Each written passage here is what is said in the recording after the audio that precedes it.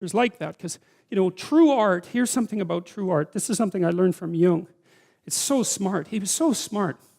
So imagine that you inhabit the land that you know, conceptually and practically. And then imagine outside of that, there's that massive space of things that you don't know. And even outside of that, there's the space of things that no one knows, right? So it's the known territory surrounded by the unknown. That's the canonical archetypal landscape.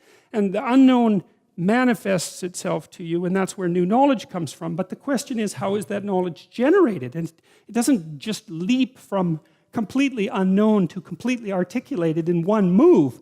That isn't how it happens. It has to pass through stages of analysis before it becomes articulable. And the first stage of analysis, as far as I can tell, is that you act it out. So if something really surprises you, the first way that you react to it, your category is actually embodied. You'd like this. That's your first category. It's not conceptual at all. It's embodied.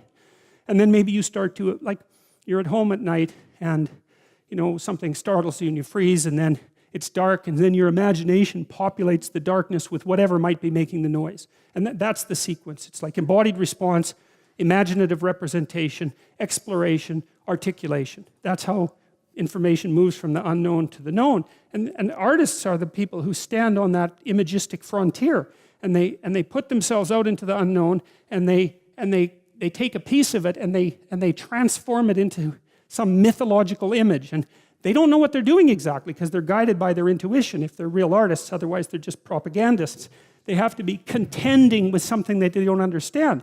And what they do is they make it more understandable, and then people gaze at those artworks, or they listen to the stories, and then they start to become informed by them, but they don't know how or